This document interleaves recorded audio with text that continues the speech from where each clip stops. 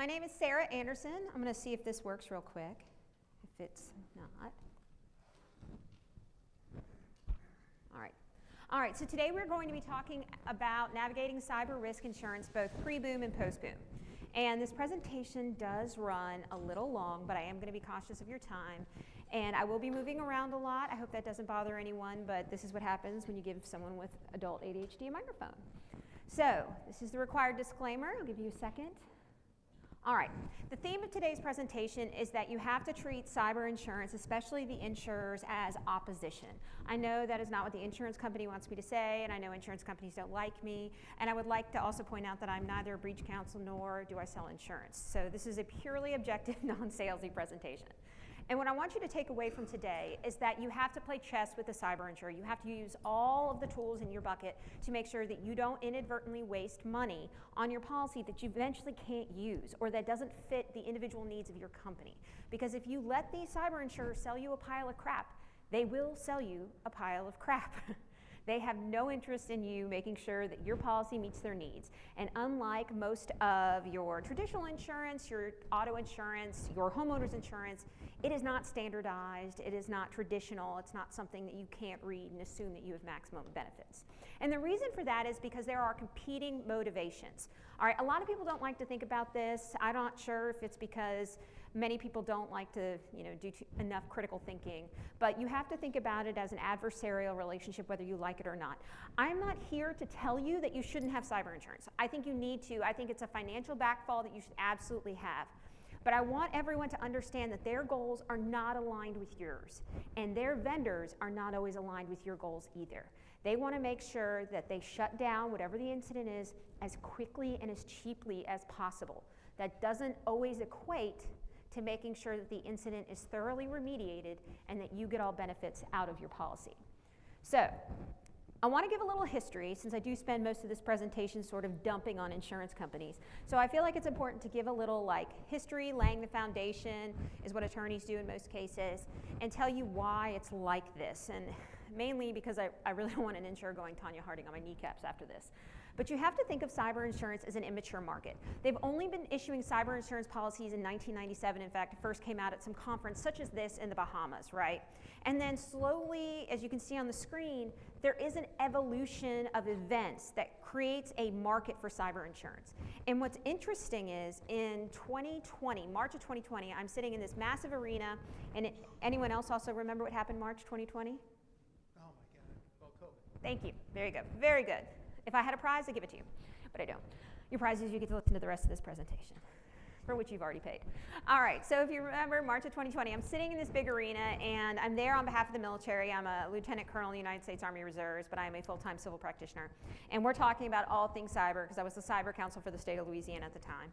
And this guy gets up there, and I wish I could remember his name, but he says cyber insurance is about to boom, and in 5 years, which would put it, right now we are 5 years and 1 month, it's going to be the new national flood insurance policy. So it's going to become what flood insurance is now. In other words, it has to be heavily subsidized from the government.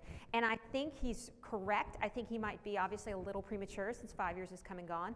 But if you look at it, it is still the fastest growing insurance industry in the world, not just in the United States. And that especially rose with telecommuting through COVID and what it caused. Now, what does all that mean? Because it's so immature and young and there's only so many cases to determine the cost of this, if you sat through some of the other presentations and I sat through one yesterday, a guy was up there talking about the cost of these events, and one of the things he admits is that it's so difficult to determine what they are. Why? Because they're severely underreported. It's not like someone, especially if they're a publicly traded company, goes, hey, guess what? I had a cyber event and I'd love my stock price to plummet, because I'm definitely going to keep my job with my shareholders and my board when I allow that to happen, right? So they're not going to tell you about it.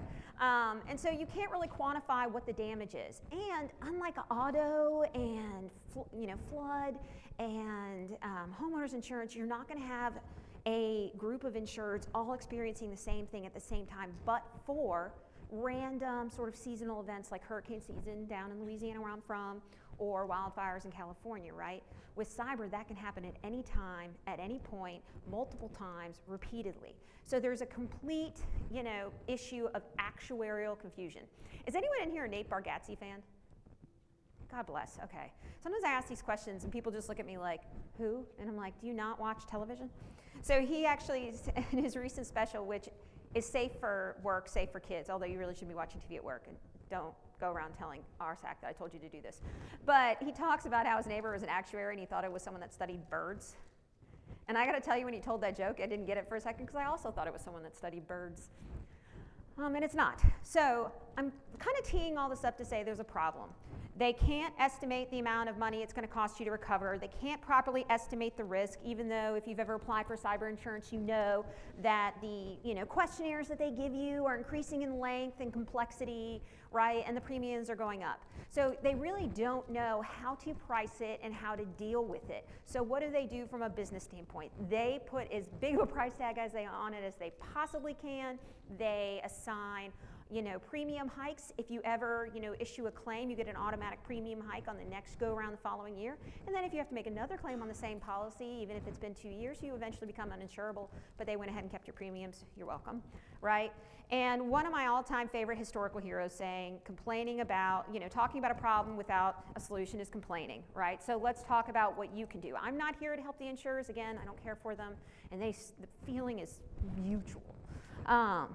But I'm here to talk to businesses, entities, vendors, providers, and what you can do about it. So let's talk about this from a pre-boom standpoint. Boom being obviously an incident. What can you do? And to be able to determine what you can do and to put yourself in that best position, you need to understand what you're shopping for. That's the first thing. I have had clients where they have a cyber incident and the only thing covered under their policy was privacy notifications. Well, they didn't have an event that triggered the requirement of privacy notifications. They had a BEC. That didn't trigger, at least in this case, that kind of event. So they had basically paid, and this is a very small business, they were paying $963 every 6 months for a policy that they were ultimately never going to use, right? And didn't have all the protections in place. So the first thing you need to do is understand that cyber insurance is cafeteria style. It is a buffet, anyone here remember Shoney's? Best breakfast buffet of all time? Okay, you all are not from the South. Okay, that is by far the best breakfast buffet they ever made. They literally had queso dip on the breakfast buffet. Oh, it was delicious. I mean, it's obviously not good for you, right? So the first thing you need to understand is you pick what you get. You get to decide. There is no rule out there that says you absolutely have to have, these things, and you can't supplement, or downgrade certain elements of coverage. But to understand what you're going to need, you have to understand a lot about your network. And unfortunately, the people who are out there purchasing insurance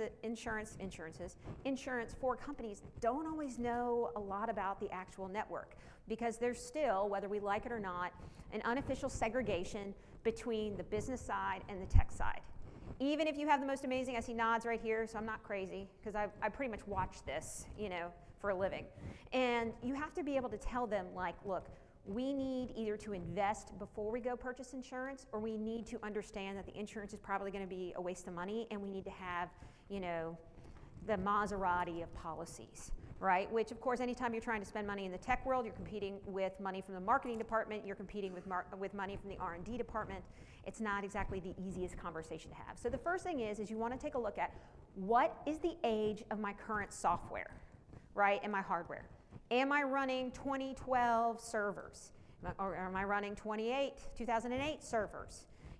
How old are my firewalls, right? How old are my switches? When was the last time I got all new Ethernet cables, by the way, which everybody knows that those are just pieces of crappy plastic, right? They should be changed out after a period of time, but when you're using 150 of them, it adds up real quick, right? What do I have out there? What needs to be cleaned up? Am I cloud-based, or am I on-premises, or am I SASE, where I'm a combination of the two? Another thing you need to know. What kind of cloud license am I using? Did I get a great license from the company, or did someone convince me to get a free license? Which everyone, by the way, free, huge red flag. And for anyone out there who is a CIO, CTO, or CISO, you usually get stuck with someone else's problems when you come into the job. You usually inherit old architecture that you immediately have to renovate. Well, if you've ever renovated versus just built a brand new house, what's easier? Building, right? So you need to go through and you need to map it out and see what you've got going on. You also need to know who in your network is a third party that relies on you, has access to you, or gives you access to them. That's going to influence it. Another one is number of users and the type of data you handle. So there are certain regulated data fields. We are not going to get into those today, but some of them are fairly basic, right? HIPAA, Financial Integram Leach Bliley Act, kids data, right? And biometrics, which I would say is the scariest type of data alive, right? Because unlike everything else, I can't change my thumb, my retina scan, or my DNA sample. And in a lot of states, there's minimum statutory penalties for failing to get the correct consent in order to utilize those biometric features. So this is just a kind of an estimate of what you need to know. And then also, are you an escrow company? Do you wire a lot of money? That's all going to go into what you shop for. So you need to identify your needs, right? The first thing I want you to look at is betterment coverage. This doesn't exist much anymore. It is hard to get betterment coverage. Betterment coverage means if something bad happens to you, we will restore, replace, and improve your network assets. 90% of policies just say, we will restore your network and replace items that have fallen victim to bricking. Who knows what bricking is? Okay. Bricking, obviously, when something doesn't work anymore because there was an incident that tanked it, right? Now, the nice thing is insurers are dumb. They don't bother to consult with any of their technology experts to define bricking, so they don't find it the way you define it, right? So there's a lot of room to work with there. But the point is that when you have just that restoration coverage, if you already started the policy with a pile of heaping garbage, to get it replaced, all they're going to give you is depreciated garbage. So instead of just fresh garbage that you put out on a Monday morning to get picked up, it's going to be 5-day-old garbage in Louisiana heat with seafood in it, and it stinks to high heavens. It's going to smell something like some of the sewers in the streets of San Francisco, right? So they will only pay you back for steaming hot piles of depreciated garbage if you walked into the policy with depreciated garbage, with garbage to begin with, right? Which is why you want to ask for betterment coverage. The next thing is third-party coverage. This is when I was talking about who relies on you, gives you access to them, and they have access to you digitally in some form or fashion, right? What that means, third-party coverage means, is that your insurance policy will not only cover the injuries that you specifically suffered, but also that of someone with some sort of contractual relationship to you where your injury from the cyber event caused a downstream injury to them. And this is so important because guess what attorneys love to do? Sue. Now, don't raise your hand unless you're just very comfortable with your personal history, but how many of you have been arrested? Okay. Well, I can say I have not been arrested yet, but if the day were to come, which it really shouldn't because I don't go anywhere except children's, sporting events, which, okay, well, maybe I get arrested there because my son is a pitcher. Have you ever seen a pitcher's mom? It's a tough group. We're a hard crowd, right? But if you've ever been a teenager in college and you're not quite 21 yet, and they go into a bar, the cops to do it, a ID bust, they round everybody up and then they figure out who to charge later, right? That's how they do it. If your kid got picked up in the car with someone who's driving under the influence, they probably got cited and arrested and booked with that person. I know that's got to happen to somebody, right? And then they figure out how to charge later. Lawyers in civil suits, we do the same thing. We round everybody up, see who we can sue, and then force them to fight us to get out of the lawsuit. That's why you have to have betterment coverage. We do the same thing as cops. The next thing is fraud coverage. When I remember on the previous slide, we talked about the number of users that you have. All right, the more users / employees, the more fraud coverage you have. If you are light on fraud coverage and you employ a bunch of 19 and 20-year-olds, you're doing it wrong. Because do you think a 20-year-old is more concerned about abiding by your information security policy than they are about posting their latest update on Tinder and Bumble? And no offense, but 19-year-olds like to use the internet for things that are not safe at work, like porn, right? They love porn. What is porn often laced with? Malware, right? And then are 21-year-old girls normally the smartest group of people ever to hit the planet? No, because our brains aren't fully developed. So you really want to give us full access controls and the ability to transfer funds? No, right? So the more employees you have, the more fraud coverage you need because stupidity is not yet illegal, right? If it was, all of my in-laws would be arrested. All right, Next one. So we talk about identifying your needs. More employees equals more susceptibility to fraud because most people are dumb, including myself. Most of us make bad decisions, especially when we're stressed, knee-jerk reactions, something else is going on at home, lapses in judgment, right? The next one is that if they fall victim to certain types of fraud, right, it may not be categorized as fraud. It may be categorized as social engineering. And social engineering, also known as phishing, vishing, whatever you want to call it, right, is a very common incident. The insurers know this. So it is a very low compensated incident, right? Your standard policy is going to look something like this, right? This is a traveler's policy. This is actually one of my clients' policies. They were an escrow company, so they are transferring hundreds of thousands of dollars. It's a small like real estate escrow company, but they're transferring hundreds of thousands of dollars every day, right? And they had only $100,000 in social engineering coverage, which tends to be about the default standard for social engineering coverage, right? That is low. If she's transferring $300,000, 18 times a day, every day, does that mean much? And remember, she's only getting $95 net because she has a $5,000 deductible. And that's assuming, that you can properly demonstrate it. You don't have to hire an attorney like me, which of course sucks more money out of the equation, right? Or would it be more in her advantage to have to prove in computer fraud? Well, you can take a basic look at this and not be a lawyer, not be an expert on cyber insurance, and understand that it looks a hell of a lot more difficult to prove computer fraud, which has a $250,000 coverage limit, than it does social engineering. And computer fraud excludes social engineering. So if you have an employee that gets phished, or one of your software vendors has a vulnerability that causes you to get phished, in other words, someone is using a legitimate email address or user ID on a legitimate domain and gets through to you that way, which a lot of people are using Dropbox to do this, and I'm a Dropbox user, so I have to be very very careful in this. I'm going to get stuck with social engineering coverage and not computer fraud. And by the way, if you make a decent argument about this, the only way you're going to win it is if you get to court. Do you have any idea how expensive going to court is? And you know how much? So you maybe get, 40 cents on the dollar, 60 cents on the dollar ultimately, and you waited 2 years to get it. And in the interim, we deposed 4 of your employees for 4 hours at a time. How much was their time worth? How much is your time worth? So my point is, why go through this? Cafeteria style your policy and tell them you need a much higher deductible for social engineering, especially if you're going to be transferring money. Right? Now, we talked earlier a little bit about this on your betterment coverage. We talked about how if you have a steaming hot pile of crap for your network, it's completely linear, it's flat, right? You've got really old virtual servers, you've got really old physical servers, you're using really a B-rated cloud-based platform, you're not using any decent EDR, you're still, well, I can't obviously crap on vendors here today because they're probably downstairs, right? But what you're seeing is you basically have garbage, and you're insuring garbage. They'll replace it with more garbage, but crappier garbage, because they're going to take the value of your previous garbage and they're going to depreciate it, right? So you really want to go in there and say, look, let's do a quick map.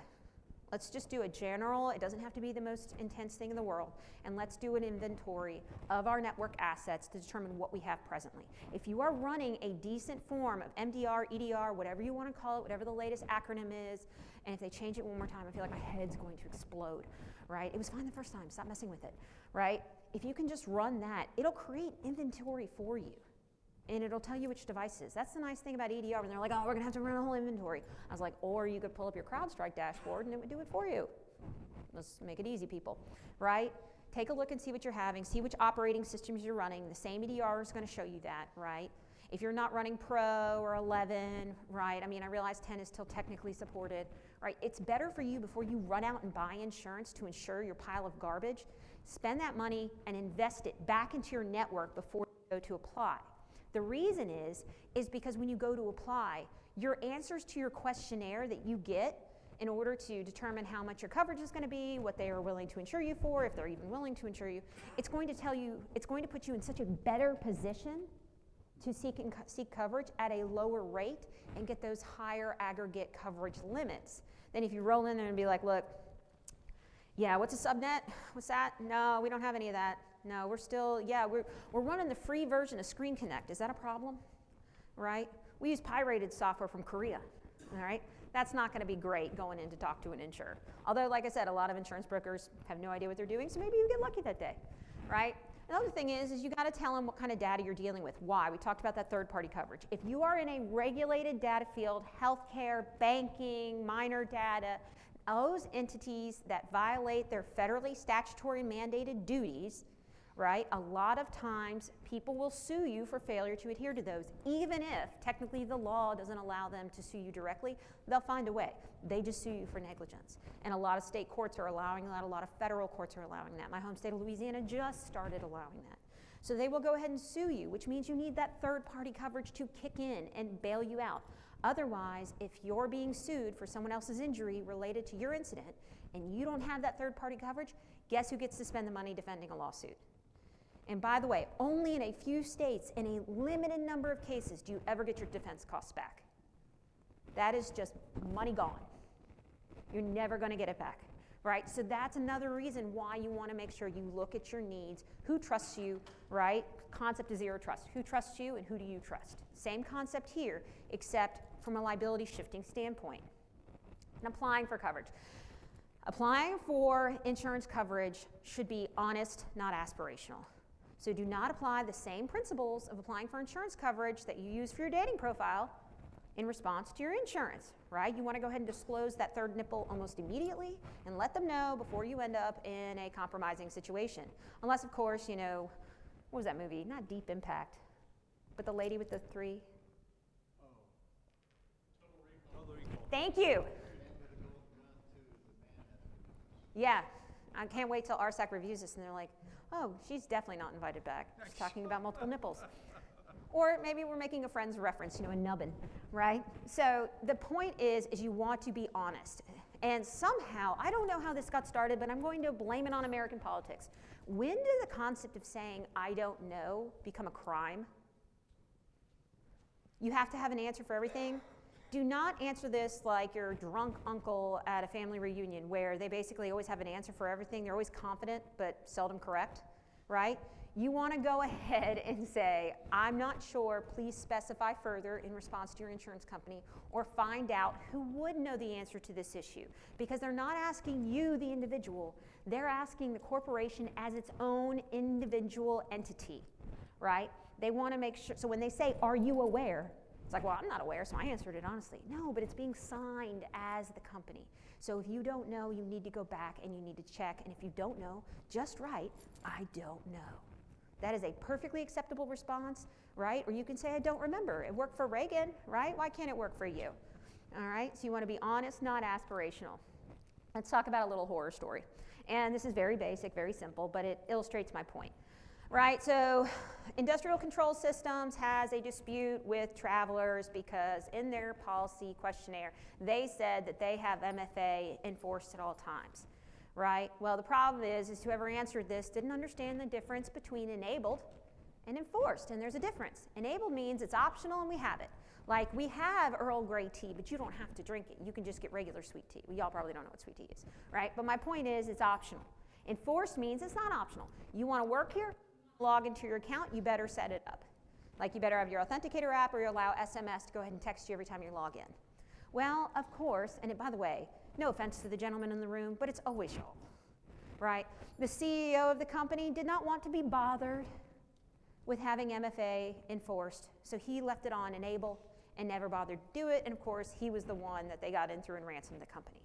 Well, because they weren't truthful with Travelers and they didn't understand the difference between enable and enforced, Travelers declined coverage and policy no longer applied.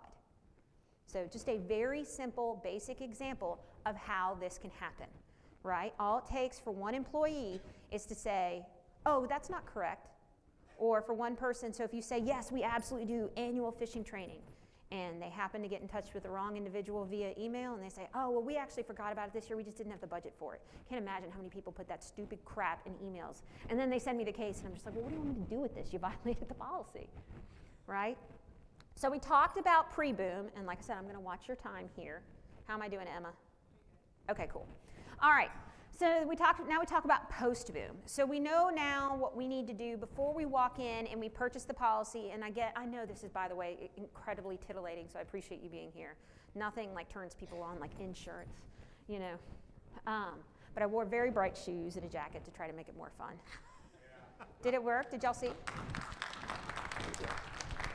All right. So, but see, you're laughing in an insurance seminar. It's the point, right? Okay. Everyone's with me. So we walked into this presentation and we said, okay, now we know what we need to do. I'm not going to take my crappy little network and spend thousands of dollars getting insured just so they can replace it with, 10-day-old shellfish that's been sitting in heat, right, in Arizona, right? Instead, I'm going to go in, I'm going to reinvest in my network first. I'm going to get it all up to snuff so that they do try to replace it with, depreciated garbage. I'm going to get $95 back on the $100 that I've already spent. Right? And then I'm going to use their bricking coverage definition that they didn't bother to consult anyone who works in technology on against them, right? And so I'm going to go ahead and walk into this policy, making sure it fits my needs. I got all the fraud coverage. I requested maximum limits on social engineering, right? Because I got 1 million people and we wire a lot of money. And I went ahead and checked, and because a lot of policies now also want to see a second form of MFA before you transfer funds. They require some of them, and this is some of the newer policies, will say, if any of your individuals are transferring money, they have to have a second form of MFA to confirm the accounting numbers with the party to whom the funds are going. That requires them to call the number known, established with the company, and not on the email. And they'll require you to have an information security policy or put that in your employee handbook. So you've read the policy, you know what you got to do, you adhere to the policy, everything is enforced, not just enabled. You told the CEO to F off, he's going to have to just live with it. It's really not that complicated, dude, you aren't that important, right? And now you've got a policy that fits your needs, and you have a policy that is absolutely ready to cover everything, and you're in a good position, and you answer it honestly, and you feel prepared. And unfortunately, the inevitable happens.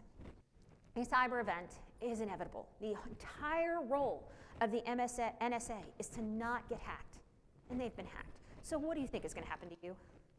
Right? It's going to happen. It's sad. It sucks, right? But it's going to happen. So now you need to understand, now you're in the game. Right? Now you're in the game, you need to understand the rules of the game, and it's time to play to win. So the first thing you need to understand are what are the expectations. The expectations of you as the insured, not the insured, the insured, is to go ahead and make sure that you timely let them know what is going on, you answer basic questions, right? And you make sure that why are these reversed? I am so embarrassed and I'm so sorry.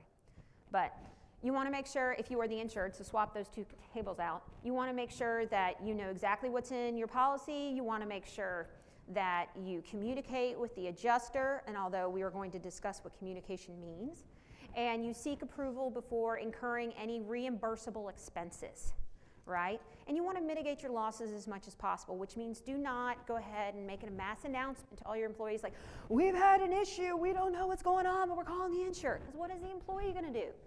They're going to post on Twitter, they're going to tell everyone about it, and then you're going to have press calling you, and when the press get word of it, you're more likely to get sued because there's a plaintiff's attorney in your jurisdiction that has a Google alert set up for cyber attack in local news, and then they're going to put out little advertisements or links on their website that says, have you been a victim of the Equifax data breach? If you are, sign up here. And that's how they create class actions. Tale as old as time. They used to do it through the newspaper. Now they do it this way. And I'm dead serious. It's a real thing, right? What does the insurer owe you? Timely responses. In other words, they have to get back to you in most states within 30 days. They have to issue a reservation of rights letter once you submit that claim. In other words, say, we got it, we receive it, we reserve the right to deny coverage at any time. That's standard. But for right now, all right, we're in, we're covering you. Meet the adjuster. If you have questions, correspond with him, right? They have to document their decision. So if you ask for something and they say no, you're going to get a 6-page letter telling you why. The answer is no. And they have to give you justifications for these things. And if you do incur reimbursable expense, they have to pay you back in a reasonable manner of time. Almost every state in the country has some sort of law in the books that says they have to get back with you in 30 days or they can be penalized by the Louisiana attorney, or not Louisiana, but Louisiana could, the Attorney General's office of the state or you in court if you choose to sue them. So you need to understand the roles of each party. That one didn't work. There we go. Now let's talk about the advantages, because in every situation, someone has a little bit of leverage in an area that another person lacks, right? Everyone's got something. The insurer's advantage is that they are more experienced than you. They play this game constantly. They train their adjusters. The adjusters sit through seminars, they go through annual training, and they are doing this with 500 different entities every year at a minimum, going through the exact same process. They're also a lot more familiar with their policy than you are, right? They've read it. They know what's in it. Has anyone in here ever read an insurance policy? It's 80-page of 6-point font gibberish. It makes no sense. And my favorite is when it references another policy. And you're just like, Jesus. And you got to go back and find that policy. And by the way, if you've read a traveler's policy, you have no idea what a Chubb policy looks like because none of it's standardized because it's only been around for 28 years. So it's a lot of fun. So the odds are stacked against you in that way. And of course, they know the individual state laws because they sign adjuster. A lot of times your adjuster into cyber law is also an attorney. And so they know their individual state laws and the rules they have to play by to avoid getting in trouble. But that doesn't mean you go into this ill-equipped, right? First one is every state in the country says, thank you, Emma, every state in the country says that if there is a discrepancy or an ambiguity in the policy, it is construed against the insurance company, not you. They drafted it, it gets construed in your favor. And I will tell you, because it's only 28 years old, ambiguity is ripe. It is absolutely everywhere. And if it confuses a judge, which judges are not known for being the most amazing insurance policy interpreters of all time because they see, even though they see these things all the time, they're also balancing this case review with 1,000 other case reviews, right? So if you can prove that it's confusing enough to a judge, you're in a good position, right? And you are not required to convey every thought that comes into your mind or every speculation. You only convey certainties to the insurance company, right? And you are also only required to answer the questions that are asked after making the initial claim. Now, this is a very basic old tactic. I did not come up with it, but I've yet to find one more efficient. So this gentleman right here who's been with me in the vest and the beard, do you know what time it is? 1:45. Incorrect. The answer is yes. So when you talk to your insurance company, and I didn't mean to put you on the spot, I know I set you up to fail, I'm sorry. So you do have my apologies. But when, I mean, that puts me in really harsh perspective. I'm not going to chest bump anybody, I'm sorry. I don't think anyone wants me to do that anyways. I think a chest bump from Magic Johnson would be something to celebrate. I think a chest bump from a random lawyer in the bayou is, you're like, I hope she doesn't have COVID. You know, like, but anyways, my point is you only answer the question that's asked. You do not supplement additional information. The absolute minimum, you give them just enough to trigger the policy, and then it's up to them to ask you the questions. That's it. It's not your job to educate them, right? So I always tell people, slow roll your information. Because in almost every state in the country, once you trigger the policy, right, with an incident, you go ahead and you get defense, indemnity, and full coverage until you reveal too much information and potentially get yourself kicked out of coverage. And they cannot always recover the money they've spent. It depends, right? So why give them more than necessary when you can maximize the time in which they have to defend you, right, to the fullest extent under your policy? You always want to slow roll that information because if you give them too much information, it's like getting read your Miranda rights. Anything you can and anything you say can and will be used against you because you do not have the same motivations, right? So this is what my claim letter looks like almost every single time. Dear insurance company, my name is so-and-so. I'm an insured under this policy. This policy is in fact between this state and this state. On this date, which is within the policy limits, something bad happened to my organization. It meets the definition of something bad happened as defined under the policy. Please contact me or my attorney, and that's it. I give them nothing. I don't tell them anything else. I don't put anything in writing because guess what? Anything you tell the insurance company can also be used against you by a third party. It is discoverable, right? Now, after you go ahead and trigger that policy and you minimize what you tell them, they're going to immediately start putting you in touch with their panel vendors. Now, not all panel vendors are bad. There are some amazing panel vendors. A lot of them are here today. But unfortunately, not all of them are good. And here's the bad thing. A panel vendor has a long-standing global contract with the insurer for a volume basis book of business, which means they executed a contract with them that we are going to provide services to your insureds all over the country at a reduced rate, right? If they start spending a ton of money that cause the insurer's costs to go up, you think they're going to be on that contract next year? So are they motivated to provide you the most in-depth, helpful, thorough assistance imaginable, or keep the costs within the statistical norms no matter what you tell them? The answer is the latter, right? So they are not always on your side. Even if they're great, they're not going to be on your side. Now, there are exceptions. I've worked with amazing panel vendors, right? But they usually, the ones that the insurer's going to push you to use are probably not the best. Here's another phenomenon. This is another contract that I had to review for a banking client of mine.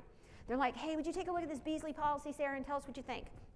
Well, I noticed in the policy that Beasley wants them to exclusively use a company called Lodestone for their cyber incident response, right? Well, guess what? Lodestone is owned by Beasley. They bought them in February 24. So if Lodestone is owned by Beasley and the role of the insurer is to keep the costs down on your claim, do you think Lodestone's going to be doing the most amazing, thorough job imaginable? And not only that, but if you have a guaranteed book of business that is going to continue to feed you from all of their subscribers, do you have the same motivation to invest in R&D like you would if you didn't have this guaranteed book of national business? So I'm just going to put that out there. So I saw this policy and said, no, we're getting a new policy. I'm sure Lodestone does a great job. They may have amazing employees, but for what I can tell, without having to spend hours of research and interviewing 90% of the employees at Lodestone, no, this is not good enough for my client. We're getting somebody else. So you see the competing motivations, right? Now, how do you determine whether a panel vendor is less than desirable or desirable? You can vet them. There's this amazing tool. I'm not sure if they've ever mentioned it at RSAC. It's called Google. And you can type in the name of the panel vendor into Google and put an ampersand and then put cyber or breach next to it. It's going to tell you a lot about that company. If you have an attorney, you can ask them to plug that name into our legal search engines, which will tell you if they've ever been sued and had a verdict or appeal rendered against them. And we have these special superpowers, and we can look up your vendors. So there's a way to Google around, and there's nothing wrong with it. You do not have to take, because by the way, these guys get notified when you file a claim. They're going to call you directly. You are not required to pick up the phone or employ them. You can say, no, thank you, I'm going to work with somebody else. Thanks for calling. You are not required to use them, right? And a few things, look for some red flags. I always kind of quiz them.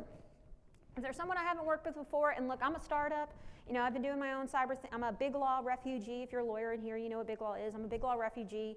I withdrew from my partnership about 6 years ago and started my own firm, right? And I love it. So I'm a startup, and I get it. Like, just because you're not big doesn't mean you can't be great, because I'm obviously amazing, right?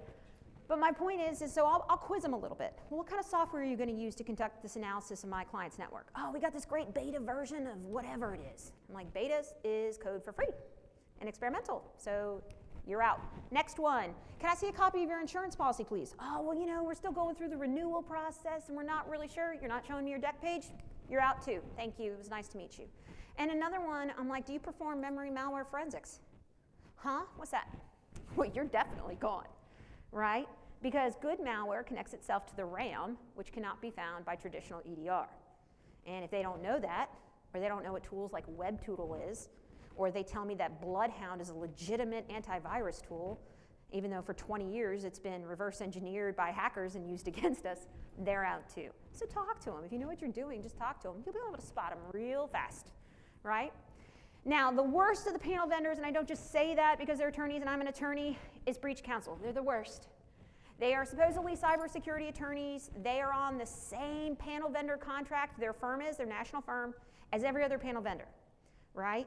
They are on a national contract, which means that if you are in Des Moines, Iowa, right, you're going to pay the same rates as a company in Manhattan because they're on nationally set global rates. So maybe $7.50 per hour is a very reasonable rate for a breach counsel in New York, but you could get a breach counsel in your local area of Des Moines for about $3.50 an hour. And again, you do not have to use the panel vendor. If you can demonstrate that your vendor is just as qualified and cheaper, the insurance company is going to take you up on it. And then the other thing, again, is that these guys have no interest in maintaining a relationship with you once this is all over. They have an interest in maintaining the relationship with the insurance company so they stay on that massive contract and get a guaranteed bulk volume of business the entire term of that contract. Because again, they're going to get notified when the claim is filed, and they're going to call you. And you do not have to work with them. You need to get your own counsel. That is my strongest bit of advice, because I can't tell you how many breach counsel I have dealt with that are completely useless. They have absolutely no respect for the technology that they're talking about, right? They want to go ahead and start loading tools before, you know, the encryption has even taken place, and the only reason we know something is wrong is because we've noticed some abnormal syslog activity, right? Well, what happens if you let a bad guy that's lurking in your network and living off the land know that you're onto them? What are they going to do? Encrypt, right? That is the first thing they do. Because if they've lost, you know, their offensive, you know, position, why would they give you any more time to snuff them out? So these are the types of things that breach counsel recommend that are always bad, right? Another great example that I had is I had a breach counsel recently say, we got to notify 75,000 people because they've got PII and we need to do a public notification. And I said, well, why do we have to know? Oh, because we have their banking pins. I'm like, this is a security company. We don't keep banking pins. I think you're talking about the pins that they put into their security pad. But you wanted me to alert local news that my company had an issue for breach PII when we're just talking about their security pad? That's not PI. I don't have to do that. That's the type of crap that you're going to run into. So I always tell people, get your own counsel. Going to run through this real quick because we're about to go to Q&A. In fact, I'm going to skip it, but if you want to read it, you're welcome to. It's just an example, another one of why you always want to use your own counsel because they are more likely to protect your interests because they're more concerned about having a long-term relationship with you. But these are my 5 takeaways. At the end of every presentation, I always like to give some few categorical rules, even though I was once told by a law professor I looked like the kind of girl who liked categorical rules, which was his way of saying that I looked like a moron. Well, guess what? I would much rather look like a moron than have to spend another hour listening to that man. So here are your application. Review your policy, does it meet your needs, right? Your second one, ensure that you have all available fraud coverage, especially if you have a lot of employees. 2, have an MFA enforced and a policy for wiring money. Do not overshare with your insurer, and keep your own local counsel involved because they care about you and they want to make sure that your relationship with them continues after the incident, unlike your panel vendors. My name is Sarah Anderson. This has been an absolute pleasure for me. It's my first time at RSAC. I'm a cybersecurity. I'm licensed in 4 states, Louisiana, Texas, Illinois, and Pennsylvania. I've been so honored to be here, and I hope you enjoyed this presentation. That is my LinkedIn code. I really hope you friend me on LinkedIn, and if you have any questions, please always feel free to email me if I don't get to them today. So if you have any questions, feel free to stand up to the mic. If not, I'll be hanging out.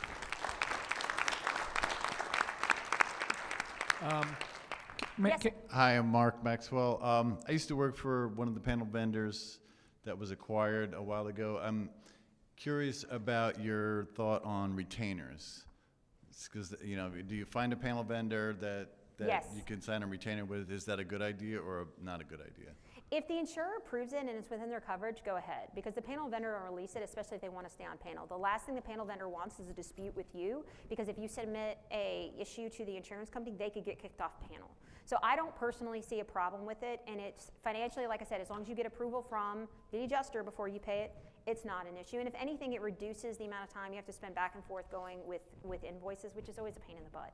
Yeah, it gives you the ability, I guess, to kind of vet the vendor before anything bad ever did happen. Exactly. To Yeah, build a relationship. I don't have a problem with that because they're incentivized to make sure that you like them while at the same time minimizing your services, which you may not know because it's not the insured's job to be a cyber expert, right? Yes, sir. In your example of MFA not being enforced and one of the servers through which the break was, if you are a small company, that's easy to say, okay, the policy is enforced on all servers. If you're a big company, you have tens of thousands of virtual machines, then there will be a human mistake and a small amount of, there always will be violations as results of that kind of mistakes. How is this handled? If I'm answering this security questionnaire, I cannot be 100% sure that everything, everywhere, the policy is enforced. So how is this handled? And I know that in regular home insurance, there was an example. I'm from Israel, so I'm not sure if the litigation is the same, but there was a famous case in Israel when somebody had his jewelry insured.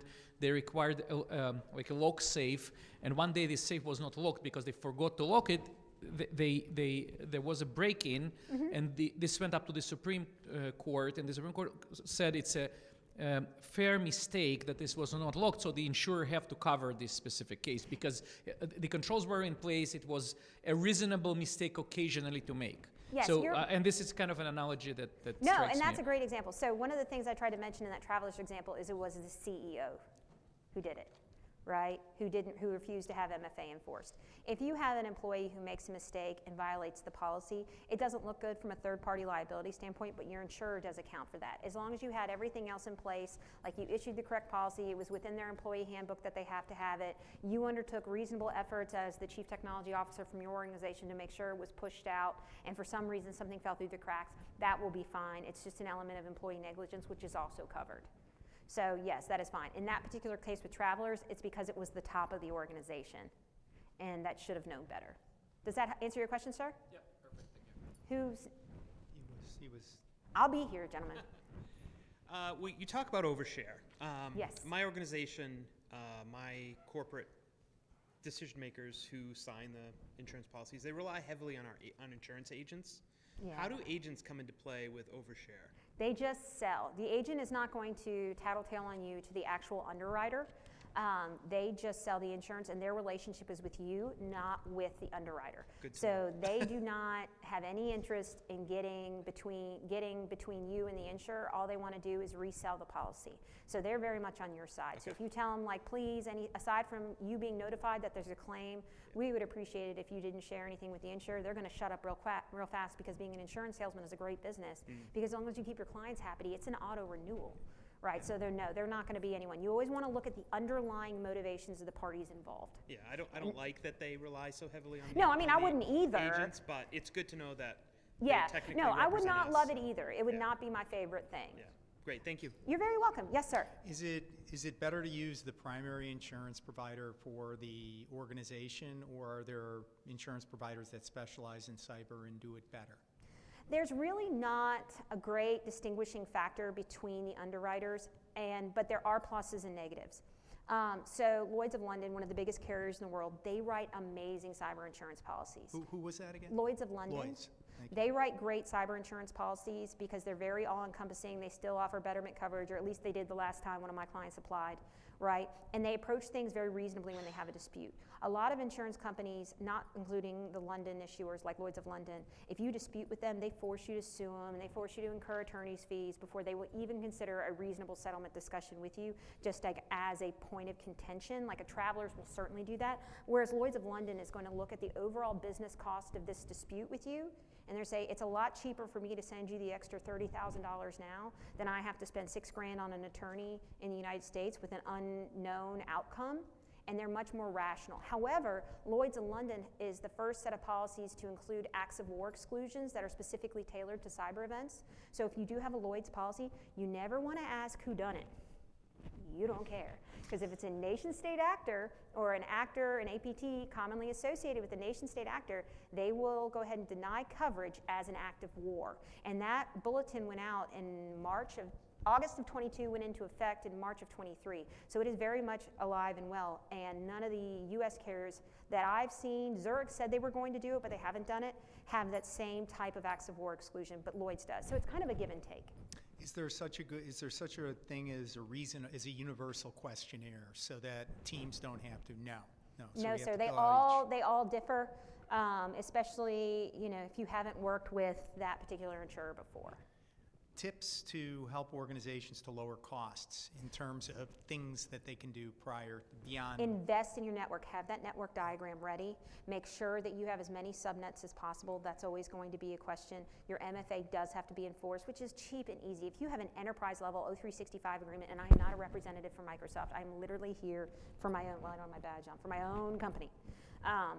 It's cost-free as an add-on. So little things like that, and making sure that they're enforced, as well as making sure none of your equipment is at end of life. Is there such a thing as extra credit where you can lower your cost further than, like, by having things like microsegmentation, for example, that might not be included? It might, but it's going to be subjective on whoever's reviewing the questionnaire. They may, now if they offer you, some of them will say, if you buy this product from us at a discounted rate, we give you a lesser deductible. I'm starting to see a little bit of that, and a lot of vendors are pushing for that. And if you have a secondary level of encryption separate from what your cloud offers you, so like obviously your cloud platform has encryption, but if someone steals your credentials, that encryption melts away, right? So it does no good. But if you have a secondary form of encryption, like you're using like a software like an AxCrypt or something like that, that encrypts the documents separately, totally unrelated and unlinked to Google, sometimes that can help you. But otherwise, it's just investing in that network before you go in. Beyond what you've already shared. Oh, I'm sorry. Yeah, go ahead. I'm gonna stand over there if you have, believe me, I wanna talk to everybody. Yes, ma'am. You spoke about the limitations on coverage on social engineering, but my understanding is there is a crime policy that actually addresses that. So the limitations are because it's not entirely the same product, while crime directs for social engineering and frauds, cyber insurance is more to the losses on the first party due to the impact of the incident, not funds transfer. So how do you, Do you see that in the U.S. market? Because in other countries is a separate, policy completely, and that's why you can't go to the extent of buying. For example, if you buy a 10 million policy limit, you won't get 10 million coverage in fraud transfer because it is a separate product. Yes. So in most American policies, you have what's called a waiver of subrogation. So the insurance policy has to reimburse you under the terms of the policy whatever benefits that you acquired for social engineering. So the fact that a crime was perpetrated, as long as it doesn't apply to the individual employee, like you don't have an insider threat perpetrating that coverage, which still can be insured, right? Anything you get back as a result of solving that crime or whoever committed that crime, whatever you get back from them in your financial recovery has to be remitted back to the insurer. Or you have to let the insurer go back to that individual specifically through that waiver of subrogation. So that's what we have in our policies, at least here. I've been told by Emma I have to stop, but I'm going to stand down here. And thank you guys so much for being such a great active audience. I really appreciate it. I hope you enjoyed it.